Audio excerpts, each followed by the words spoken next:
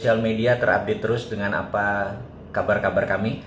Nomor satu, bagi mereka yang ingin membeli buku Marigu, ini untuk saat ini sudah sold.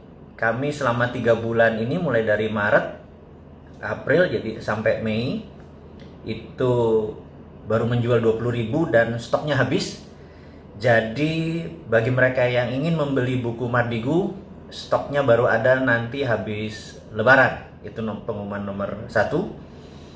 Yang kedua, bagi mereka yang ingin mendapatkan informasi tentang otaknya IG, nomor teleponnya berapa, kontak berapa, karena ini berlaku hanya untuk bulan Ramadan ini saja, dan ini adalah 7 hari terakhir, dan pengirimannya tidak lebih hari Selasa. Jadi setelah Rebo, Kemis kayaknya sudah nggak ada lagi pengiriman, jadi daripada Anda terlambat, paling lambat Selasa pembelian untuk video naratif, juga untuk sebelum juga sebelum Rabu, jadi Selasa, bahwa cara yang terbaik saat ini, dan tolong untuk menghimbau dan mengajari mungkin, karena ini saya diajari juga dari dia, untuk bagaimana menyelesaikan COVID supaya kita dalam posisi menang.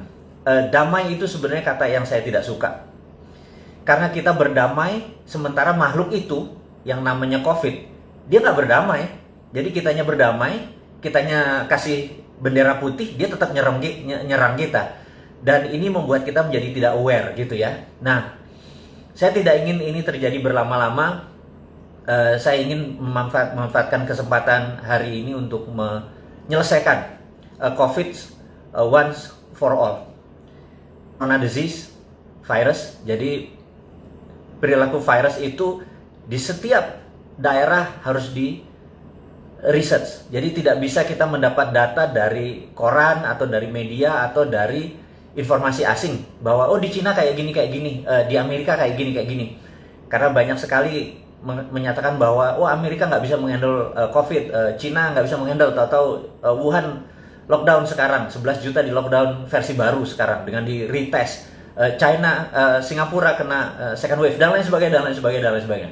Nah, yang harus kita lakukan adalah, menurut teman saya, seorang doktor dari Malaysia ini yang bertempat tinggal di Inggris yang khusus mempelajari tentang virus, dia menyatakan adalah tolong diingatkan kepada gugus tugas corona di Indonesia bahwa postmortem atau mereka yang meninggal karena COVID dianalisa.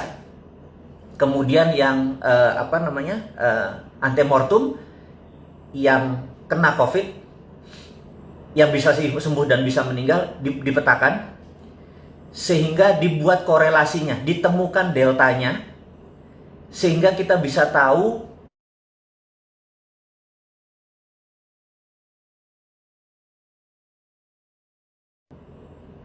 yang postmortem itu kebanyakan virus tadi mengaktifkan apanya, tidak mematikan dulu. Yang mematikan adalah dia mematikan unsur yang memang udah ada bawaan, misalnya dia ada asma misalnya ya, atau ada panu gitu misalnya. Kata begitu ada panu, tingkat kematiannya lebih dari 90%. Ini contoh aja. Nah, setelah kita melakukan korelasi antara postmortem dan antemortem, di sini pasti ketemu korelasi baru, delta baru, dan ini hanya berlaku di Indonesia. Jadi nggak peduli sama korelasi sama Singapura, korelasi dengan Cina yang saat ini dibanggakan oleh pejabat Indonesia itu apa-apa Cina gitu. Jadi di Cina nggak apa-apa kok, di Cina nggak apa-apa. Bangga banget sama Cina, gue bingung tuh ngelola negara tapi bangganya negara Cina gitu ya.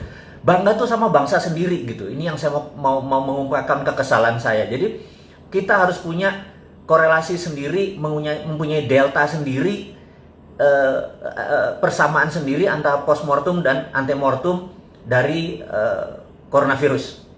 Dengan demikian kita tahu bahwa oh karena panu, begitu karena panu tingkat kematiannya tinggi. Ini contoh ya. Oke. Jadi apa yang harus kita lakukan setelah itu? Setelah kita lakukan, yang mempunyai panu, katakanlah ada 1% di Indonesia penduduknya, langsung di-seal, anggap dia nggak bisa berenang. Jadi kita andaikan ya, mereka yang tidak bisa berenang tadi jangan digabungkan sama yang bisa berenang. Karena yang bisa berenang ini kena COVID nggak apa-apa dia. Tingkat kesembuhannya 99,9. Tapi kalau Panu ini tingkat mortalitasnya atau fatalitasnya 99%. Jadi ini yang dilindungi. Nah, jadi saat ini kita harus cepat menemukan mereka-mereka yang tidak bisa berenang, lalu langsung di corner, lalu langsung dijaga, dan yang ini garansi, ini tingkat kesembuhannya tinggi. Itulah metode yang disarankan oleh sahabat saya itu adalah lakukan ini segera dan habis itu nggak usah mikirin tentang lockdown. Udah keluar aja. Karena kita akan hidup dengan COVID forever, gitu. Jadi ada istilah istilah yang lagi populer sekarang, new normal gitu ya. New normal tuh kalau ditanya apa sih new normal, Anda pasti bingung new normal tuh apa aja.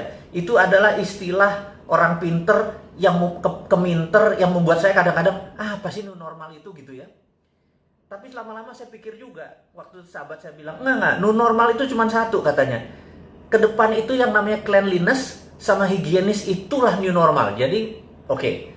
Karena kita akan hidup dengan COVID selamanya, maka new normal itu adalah kebersihan, higienis dan cleanliness dan kebersihan kita mencucikan diri, disinfektan, hand sanitizer, kebiasaan kita menjadi makhluk yang lebih bersih. Nah, itu adalah new normal. Sisanya dagang akan sama, beli di harga murah, di harga tinggi jual gitu ya, harga saham rendah Anda beli, harga tinggi jual gitu. Apa yang berubah gitu? Nggak ada, itu semua ya old school gitu ya, nggak ada new normalnya gitu ya. Terus bisnis going digital dari 5 tahun yang lalu juga kita tahu bisnis going digital gitu ya.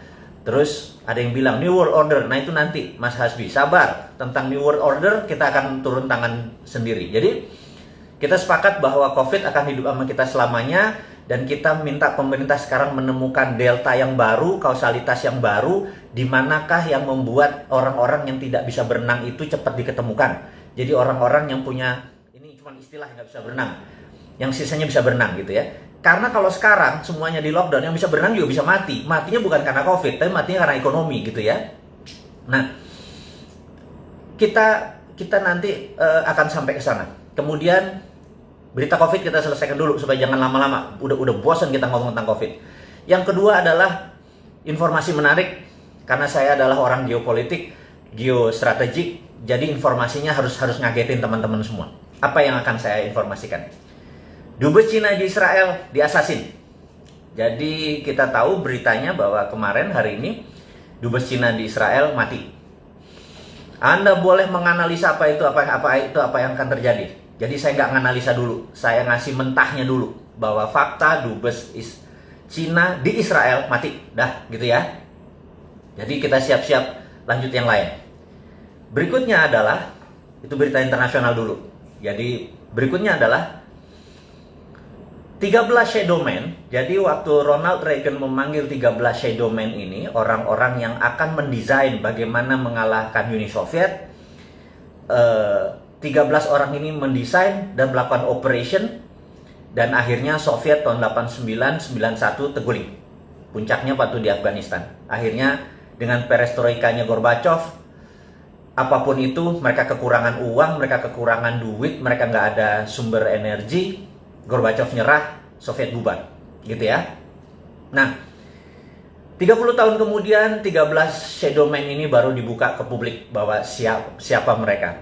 Buku-bukunya banyak luar biasa dan ceritanya keren-keren. Saya tahu teman-teman mungkin bukan pembaca gitu ya. Bahkan ada pejabat nasional yang buku-buku geopolitik, geostrategi, buku sejarah nggak dibaca, lebih memilih baca Doraemon dan Shinchan. Saya sudah baca buku Doraemon dan Shinchan, nggak ada tuh tulisan tentang Roger Robertson, orang-orang salah satu di antara 13 ini, saya nggak nemu gitu ya. Kalau dia nggak tahu siapa 13 orang ini, bagaimana bisa ngelola negara pejabat-pejabat itu? Saya pikir kok bacanya Shinchan. Saya juga pengen, oke deh, saya mungkin akan membuat komik Shinchan untuk diisi ceritain tentang 13 shadow man ini supaya masuknya dari kekinian gitu ya, dengan membaca Shinchan dan Doraemon gitu ya. Nah, mungkin karena ini bukunya bahasa Inggris, sangat sedikit sekali orang Indonesia yang suka buku bahasa Inggris, apalagi geopolitik. Sehingga hal-hal seperti gini mereka bilang, untuk apa sih, what's in it for me, untungnya buat gue apa gitu ya. Toh ada si Bosman yang bakal ceritain, it's a good point gitu ya. Ya sudah, saya aja yang cerita gitu ya. Jadi 8 dari 13 shadow man itu ternyata masih hidup gitu ya. Saat ini mereka seminggu terakhir setiap hari ada di Oval House, ada di West Wing, ada bertemu dengan Trump. Nah, ini yang saya mau menceritakan adalah kira-kira apa ya yang akan mereka desain? Mereka mau ngapain? Kita tahu bahwa Trump adalah nasionalis, lawannya dia adalah Republikan, di mana saat ini lawannya adalah Demokrat, dia adalah Republikan. Partai Demokrat saat ini mepet dengan globalis, atau terbalik. Globalis, Anda harus ingat ya, globalis adalah sebuah makhluk, sebuah kelompok, anggap aja dia virus, yang uang itu tidak beragama dan tidak bernegara, dia bisa bayar siapapun, dia borderless di mana-mana, dan mereka ini mengendalikan 60% perekonomian dunia, hanya 1% manusia ini. Jadi mereka adalah swasta. Nah, globalis ini adalah oportunis. Mereka selalu hidup seperti nempel, seperti ada inangnya gitu ya. Kemarin mereka nempel di Partai Demokrat. Dan ini saya harus menceritakan dulu. Jadi di zaman Reagan dan dilanjutkan dengan George Bush senior, negara Amerika dikelola itu persis seperti ngelola Cold War dengan strategi perang dingin. Jadi di dunia Cold War yang perang adalah intelijen. Jadi benar-benar perangnya itu adalah bukan perang kombatan saja, perang nuklir saja, tetapi perang intelijen. Jadi dunia spy, dunia seperti James Bond itu benar-benar lagi jaya-jayanya gitu ya. Kalau saya James Bond zaman modern, James Bond saya adalah penjaga masjid dan tukang kebon. Jadi itu beda dikit lah sama James Bond yang ganteng-ganteng itu. Dia membunuh, kita menyangkul gitu ya. Kita mau marbot masjid, kita ngurusnya masjid. Tapi bukan massage dan pijit ya, masjid beneran kita mah. Bukan masjid massage dan pijit, keterlaluan loh kalau massage dan pijit. Oke. Jadi mereka ber-13 itulah yang mendesain rubuhnya Soviet. Dan mereka sekarang dipanggil, 8 orang masih hidup, usianya paling muda 74 tahun, yang tua ada 88 tahun, mereka masih gagah. Apa yang mereka desain? Mereka ini anti globalisasi, mereka anti Wall Street. Karena itu jangan kaget begitu Trump menyatakan akan menutup Wall Street. Gila nggak tuh? Nah, teman-teman mungkin bingung. Ini Trump ini presiden kayak apa sih gitu ya? Nah, teman-teman saya akan melanjutkan dulu cerita supaya teman-teman paham dunia seperti apa sih yang kita hadapi saat ini. Kita kalau nggak paham, kita gelegean gitu ya, memahami ini Cina mau ngapain, Toto Yuan, Toto punya renminbi, Toto punya digital money. Terus kita kayak kagum, wah hebat ya, terus kita Amerika dengan kapalnya, wah hebat ya. Kita gumunan gitu ya. Ketidaktahuan kita ini membuat kita kadang-kadang naif bahwa ada dangers di antara ketidaktahuan itu. Nah, saya mau menceritakan lagi bahwa Amerika adalah negara swasta. Sahabat semua, Amerika adalah negara swasta. Jadi negara swasta itu heavy on private. Cina adalah negara yang heavy on government. Semuanya pemerintah gitu ya. Nah, Indonesia ini heavy on, nah Anda jawab sendiri, Indonesia tuh cenderungnya kemana? Jadi kalau dilihat apa-apa sekarang ini pemerintah gitu, bangun jalan tuh pemerintah, rakyat cuma suruh keprok gitu ya. Ini udah selesai rakyat, udah selesai keprok gitu. Kita ini heavy on government. Kita meniru Cina. Nggak enak lagi gue nyebut Cina mulu nih. Cinanya Tiongkok ya, bukan Cina bangsa, bukan Cina ras. Ini harus diingetin. Saya nggak anti sama Cina, saya nggak anti sama ras Chinese. Sekali lagi, saya anti sama Tiongkok yang komunis. Paham ya? Clear ya? Ini harus saya lurusin lagi. Jadi kalau saya ngomong Cina, itu bukan ras. Kalau Anda turunan Chinese, udah 3 generasi di Indonesia, paspor Anda hijau, Garuda Pancasila di depannya, Anda saudara saya. Selesai. Dah. Gitu ya. Tapi kalau miring Cina itu, bahkan kadang-kadang bukan orang Cina yang miring ke saudara saya yang Cina, malah suku-suku tertentu di sini yang oportunis, yang mepet-mepet ke Tiongkok itu yang oportunis. Ini gue lagi emosi kalau kayak gitu. Bisa batal puasa gue nih. Oke, kita atur nafas sebentar, istighfar. Kita lanjutin lagi. Amerika adalah negara swasta, gitu ya. Jadi mau tahu sejarah, kita tahu di tahun 1900 orang kaya Amerika yang namanya JP Morgan, terus dia masuk di dunia GE, dia membeli Thomas Alva Edison dia dibikin GE bareng sama JP Morgan. Kemudian ada Rockefeller yang mempunyai Stanford. Kemudian ada John Paul Getty. Kemudian ada Vanderbilt yang rajanya kereta api. Kemudian siapa lagi? Ada Andrew Carnegie. Anda tahu Andrew Carnegie, one of the richest man in the world saat ini. Nggak ada apa-apanya yang namanya si Bill Gates atau Warren Buffett. Karena kalau kekayaannya dihitung pakai zaman sekarang, 5 kali kekayaannya Warren Buffett saat ini gitu ya. Nah, saya cerita sedikit tentang pertemuan saya dengan Bill Gates. Jadi saya mau mengingatkan bahwa saya ini dreamer, saya ini pemimpi. Suatu hari Anda tahu bahwa saya di kantong saya selalu punya rumahnya Obama, rumahnya Trump, White House saya gunting, dan ternyata saya sekolah di sana gitu ya. Padahal Kamso ya, come from Deso ya. Terus saya mempunyai impian, yaitu saya gunting fotonya Bill Gates di dompet saya. Kalau ditanya sama orang-orang, ini kenapa ada foto Bill Gates di tempat kamu? Saya bilang, saya tuh niat ingin makan malam dengan orang paling kaya di dunia. Gitu, waktu itu Bill Gates. Dan itu udah tahunan yang lalu. Nah, suatu hari Bill Gates datang ke Indonesia.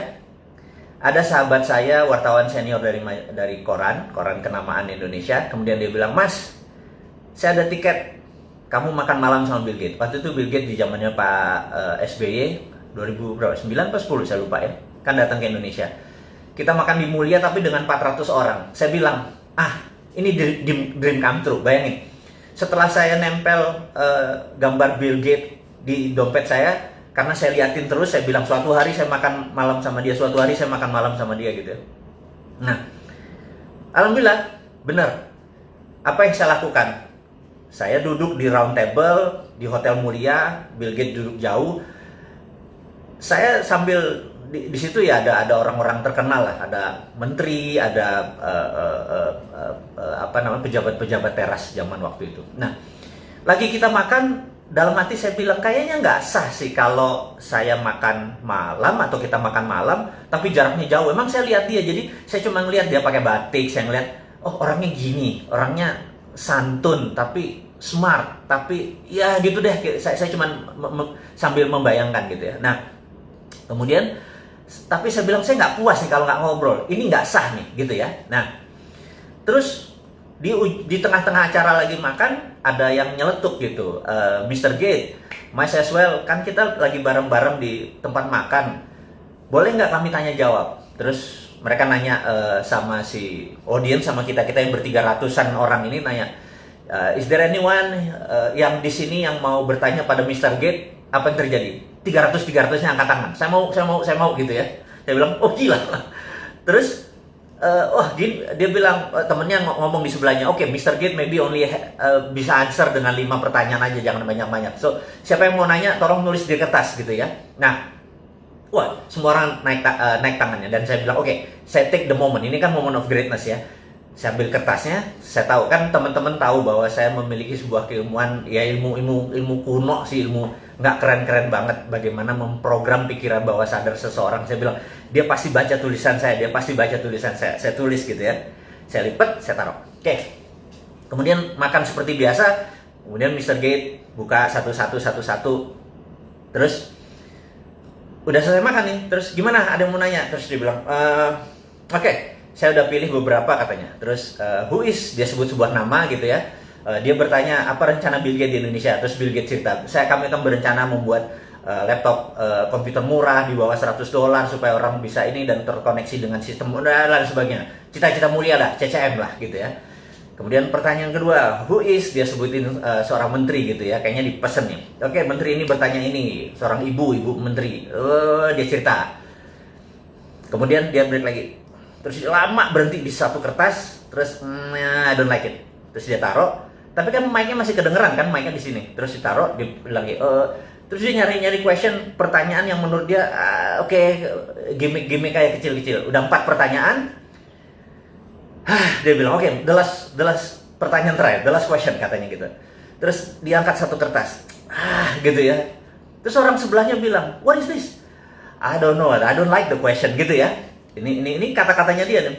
Terus saya udah tahu nih, jangan-jangan gue bener ya itu ya. Terus apa yang terjadi? Well, I would like to know this gentleman. Terus karena dia ngomong-ngomong itu, orang-orang bilang udah, lo udah kayak gitu, lo baca aja lah itu pertanyaannya gitu ya. Jadi cair suasana. Terus dia bilang, well anyway, I don't like the question. Jadi dia ngomong sama orang sebelahnya gitu. Anyway, lo udah brought up anyway katanya. Terus apa yang dilakukan? Who is a Mardikuwiek? Wah, udah kayak orang Polandia gua. Saya berdiri. 300 orang nengok ke kita jadi kayak kecil. Saya gila gitu ya. Terus dia bilang, dia natap saya, dia bilang, so you, kenapa lo nanya ini gitu ya? Oke. Dia ngomong, I don't think the world is ready, kata dia. Tuh orang nanya, lu ngomong apa sih? Kan mereka nggak tahu. Mereka pertanyaan adalah, what was the question? Orang ini nanya apa sih sampai lu nggak ready gitu? Tahu nggak apa yang saya tulis? Dan Mr. Gates bacakan. Dia bilang begini. This gentleman, katanya, bilang, I could never be like Andrew Carnegie. Jadi saya menulis di kertas itu, you will never be like Andrew Carnegie, gitu ya. Dia bilang, jadi dia tulis, I would never be like Andrew Carnegie, gitu ya. And this is right, katanya. Gue nggak akan pernah bisa kayak Andrew Carnegie, itu kata Gates, gitu ya. Semua orang bingung. Ini komunikasinya apa gitu? Anda tahu apa yang dilakukan Mr. Gates? Bill Gates membuka dompetnya, kemudian dia kasih potret gambar kayak foto saya itu, dia bilang, "See, fotonya Andrew Carnegie ada di dompet gue," katanya. Saya juga kaget. Dan you are right, I would never be like him. Terus, oke, saya ceritakan dulu kenapanya gitu ya. Saya mengidolakan Bill Gates mengidolakan Andrew Carnegie. Jadi saya tuh waktu itu berpikir, dalam hidup seseorang pasti punya punya drive yang membuat dia menjadi segitu powerful seperti sekarang. Dan pasti ada role model. Dan saya lihat dia Bill and Melinda Gates ini, kalau pendapatan dia $60 billion, $20 billion ada di Bill and Melinda Gates. Jadi dia berzakat itu 30-40% gitu ya. Mungkin 30% lah atau 20% dari income-nya masuk ke Bill and Melinda Gates Foundation. Karena Bill Melinda Gates Foundation duitnya lebih dari $18 billion. Cukup powerful. Pasti dia punya sebuah role model. Dan saya tahu the biggest philanthropy in the world adalah Andrew Carnegie. Jadi Andrew Carnegie adalah, Anda boleh cek siapa Andrew Carnegie. Di seluruh dunia, Museum Andrew Carnegie itu ada, gitu ya. Anda kalau pergi ke Singapura ada, pergi ke Bulgaria ada, Anda pergi ke London Anda ketemu Museum Andrew Carnegie.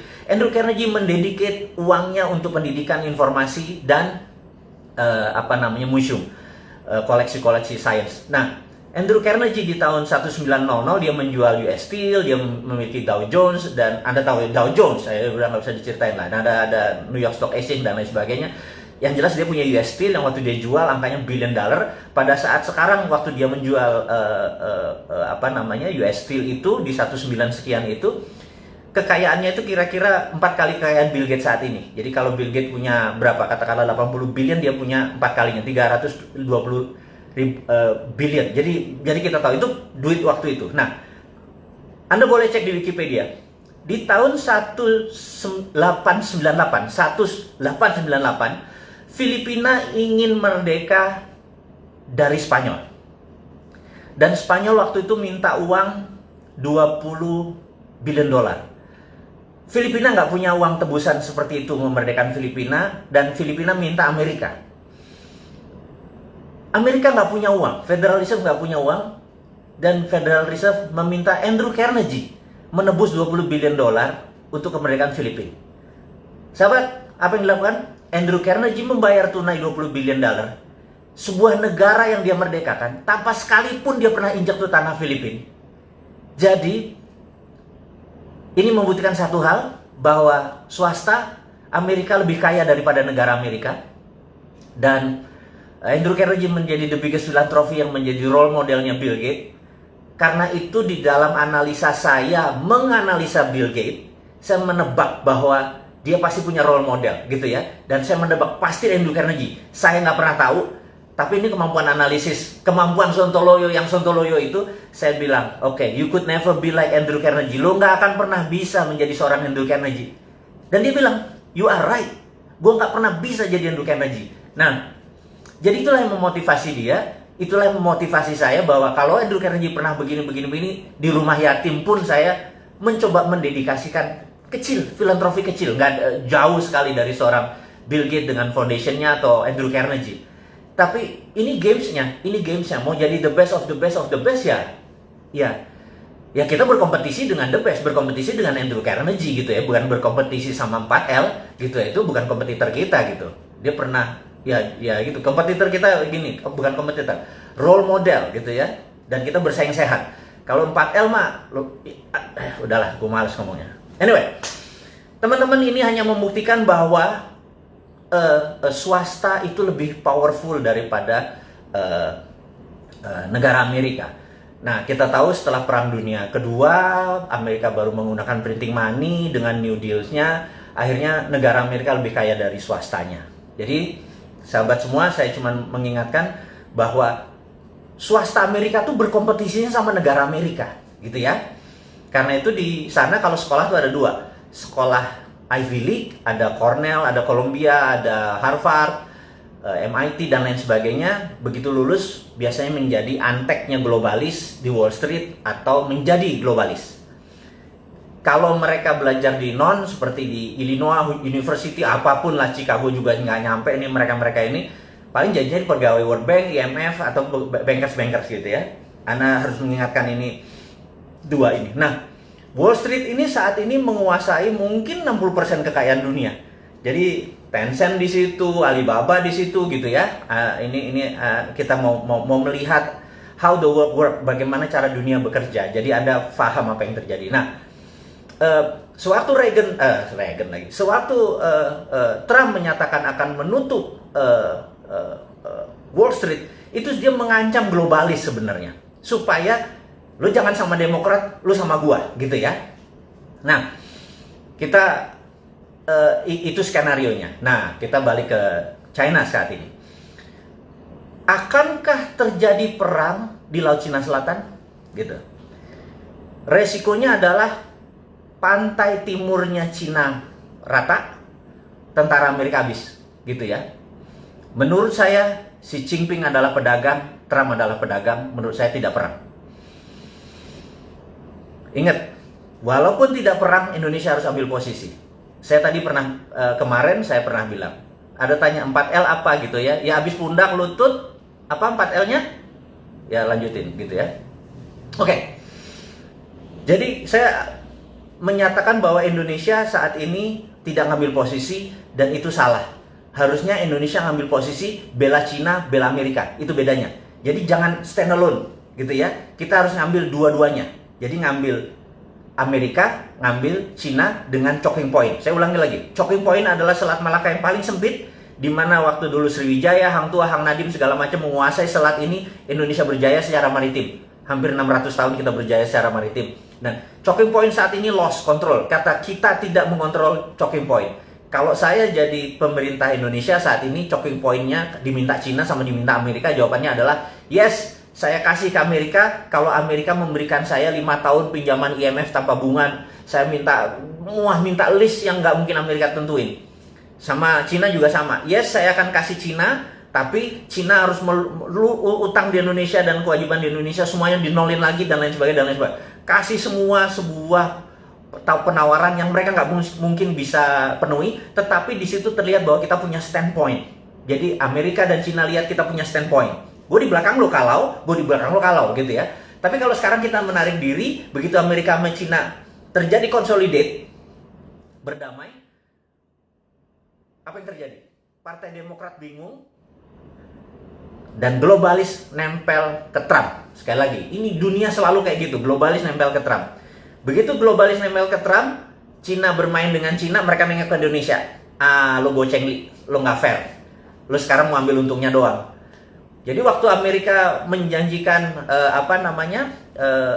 mau buat pabrik di Indonesia cuma 34, itu dia tidak dari pemerintah Amerika, itu dari globalisnya. Sabar. Kita harus paham sekali ya. Anda harus tahu kapan Trump ngomong. Jadi Anda harus tahu, negara Amerika itu tidak pernah berubah misi dan visinya. Ingin menjadi polisi dunia dan mengontrol 60% kekayaan dunia. Itu nggak pernah berubah. Waktu Partai Republik yang jadi atau Demokrat yang jadi, caranya mereka berbeda. Republik suka perang, Demokrat pakai economic trap. Ini pakai military trap. Ujung-ujungnya sama, bajingan juga itu, gitu ya. Nah, Cina, state mission country-nya nggak pernah berubah, gitu ya. Mau presidennya Xi Jinping, mau dulu Li Peng, mau dulu Deng Xiaoping, sama, gitu ya. Nah, saya mau ingatkan, ini key point yang sahabat semua saya mau buka saat ini. Reagan dengan Deng Xiaoping pernah berjabat tangan. Ingat nih ya, saya ulangi lagi. Deng Xiaoping dan Reagan pernah jabat tangan yang menyatakan 40 tahun lagi Cina harus menjadi negara demokrasi, dan itu disetujui oleh Deng Xiaoping. Dengan demikian, tahun itu harusnya tahun 2020 ini Cina harus menjadi negara demokrasi. Demokrasi itu bukan berarti kayak Indonesia sekarang, populer vote, bukan. Tapi pemilihan kepala daerahnya sudah pemilihan langsung. Tapi pemilihan partai komunis Cinanya tetap. Cina adalah single party country. Cina adalah negara dengan satu partai. Dan di dunia ini ada 7 negara yang single party. Seperti Meksiko juga single party. Jadi Anda jangan kaget-kaget ya kayak gini. Pelajaran-pelajaran geopolitik, geostrategi ini. Anggap aja ini lagi Lemhanas, Anda nggak usah ikut 9 bulan Lemhanas, cukup dengerin Bosman ngomong, Anda udah ikut Lemhanas gitu ya. Nah, sampai mana tadi gue lupa. Oh, dia salaman sama Deng Xiaoping jadi 2020 ini. Tetapi Xi Jinping punya agenda lain. Jadi Reagan, balik lagi Reagan. Trump saat ini ingin menghukum Xi Jinping untuk mengingatkan, dulu bapak negara lo yang namanya Deng Xiaoping itu sepakat sama Reagan untuk menjadi democratic country. Lo inget ya? Nah, lo membangkang nih ya gitu. Jadi ini ada sejarahnya, bukan sekedar trade war. Jadi kalau yang naif tuh bilang, oh ini perang dagang, nggak apa-apa kok, nggak ganggu kita gitu ya. Kebanyakan baca Shinchan sih, jadi gerah gua kadang-kadang gitu. Nah, kita harus tahu bahwa ini ada sejarah. Nah, jadi si Trump ini punya postur adalah, lo mau jadi democratic country lagi nggak? Kalau nggak, Hongkong gue gerakin nih, gitu ya. Dia punya tombol-tombolnya. Jadi mereka ini 2 perang. Sekali lagi, 2 perang. Kalau kita nggak ngerti, toto kita terpecah 3 aja kayak Ghost Fleet. Anda tahu bukunya Ghost Fleet yang dibaca oleh Prabowo, yang tulisannya Peter Senge, seorang analisnya CIA. Kalau protokolnya Ghost Fleet dibaca kayak Balkan, Indonesia pecah 3 beneran nanti, gitu ya. Nanti kita bahas di minggu depan tentang Ghost Fleet. Sekarang jam piro iki? Oh, udah 40 menit loh. Gak bayar dulur-dulur ini. Kasih 40 menit ilmu, minta nambah lagi ya gitu ya. Oke teman-teman. Jadi dengan adanya perang tadi sebenarnya ada sejarahnya. Karena itu Reagan memanggil 8 orang yang masih hidup dari 13 warrior ini untuk pengen tahu dulu tuh rencana lo apa sih dengan China, karena dengan Soviet kan sudah jelas, dengan China dia kasih ingat bahwa Deng Xiaoping dulu pernah shake hand. Nah, karena itu saya dalam tulisan saya di video 2030, tahun 2030 Cina adalah the biggest democratic country in the world. Bayangin, dengan 1,7 billion atau 1,7 miliar manusianya dia menjadi demokratik. Pemilihan daerahnya nanti akan, jadi sekali lagi saya mau ingatkan, Cina akan menjadi loose. Dengan bargain tersebut currency dia menjadi lebih leluasa.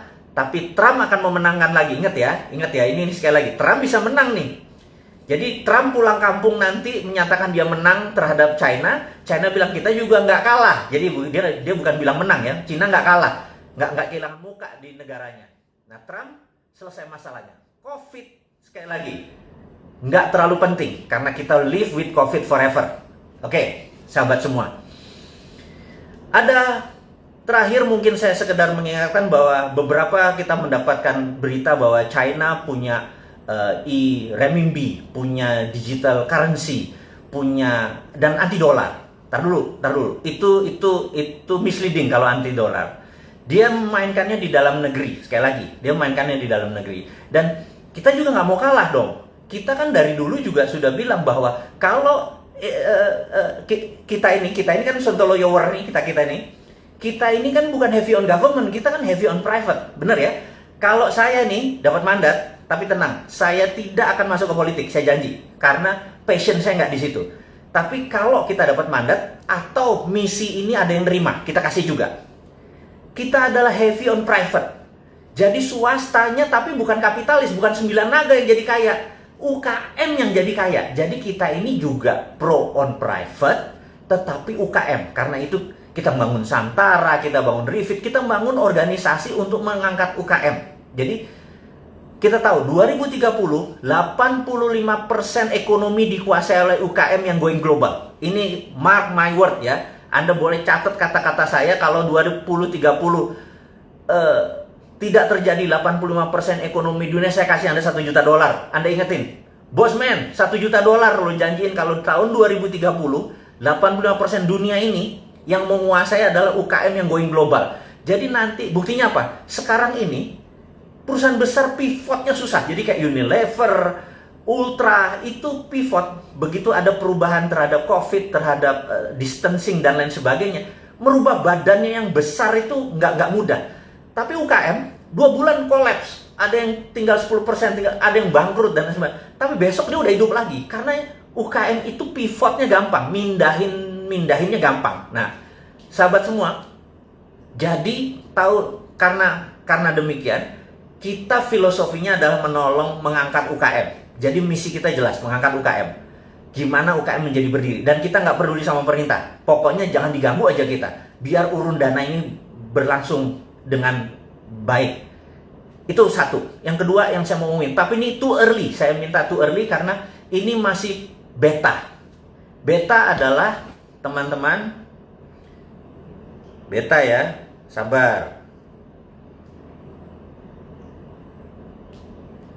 Saya mau memberikan sesuatu yang teman-teman harus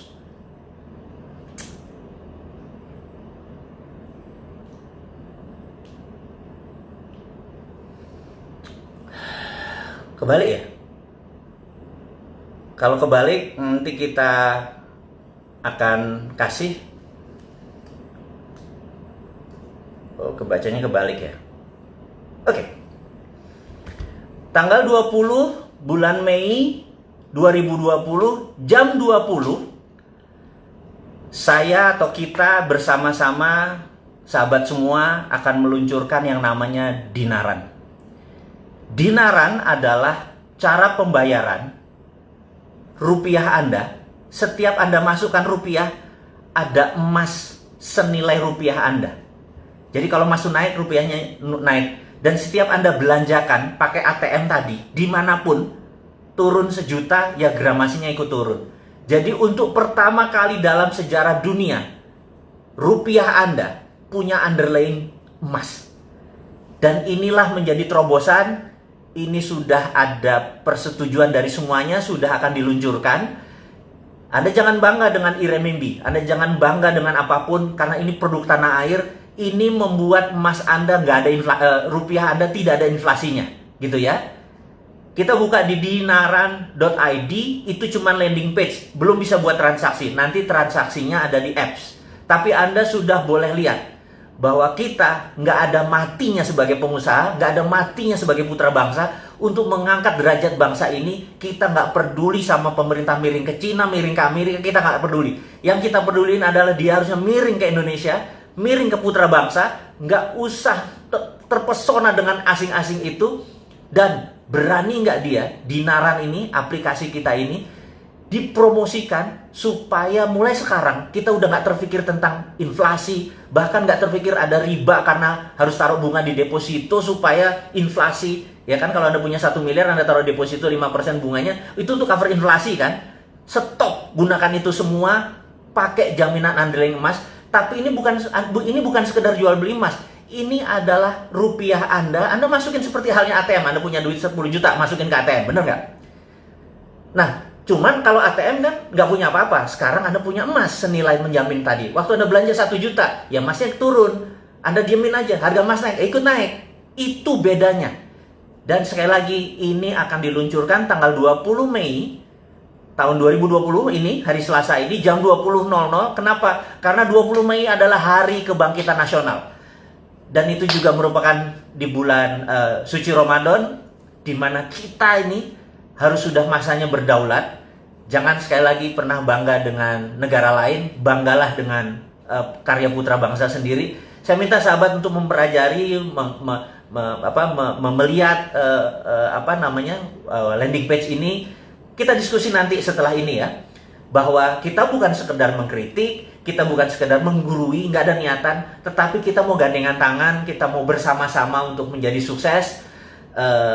Teman-teman, mudah-mudahan Dinaran ini bisa menjadi salah satu kontribusi kita yang lain lagi tentang kita membantu UKM, membantu bottom of pyramid yang saat ini nggak ada yang ngurusin, menjadi punya personal sovereign wealth fund.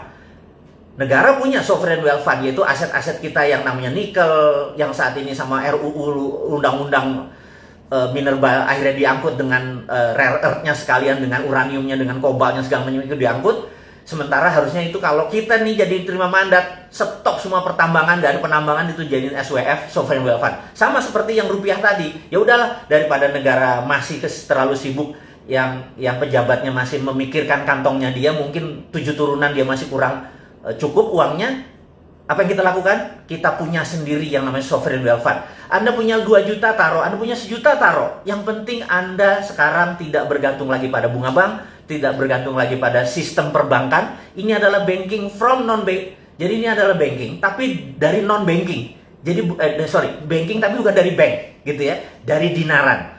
Ini breakthrough, ini mengagetkan banyak teman-teman di dunia OJK dan BI. Tapi ini adalah untuk kita semua, gitu. Ini adalah karya anak bangsa.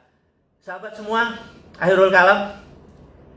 Saya tidak mau menahan Anda lama lagi karena sebentar lagi yang di Indonesia bagian tengah sudah akan buka puasa, yang di Indonesia bagian barat sudah siap-siap buka puasa. Selamat bergosip mengenai Dinaran. Saya sekedar mengingatkan bahwa bagi mereka yang ingin membeli buku dan lain sebagainya, lihat di IG, di Jual Vision 2030 ada di IG,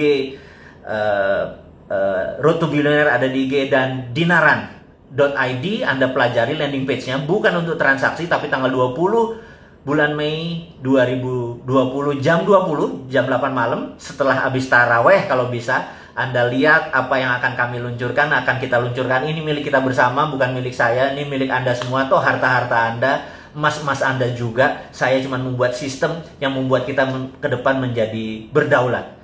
Sahabat semua, terima kasih atas perjumpaan hari ini. Sukses buat Anda semua, semangat buat Anda semua. Wassalamualaikum warahmatullahi wabarakatuh.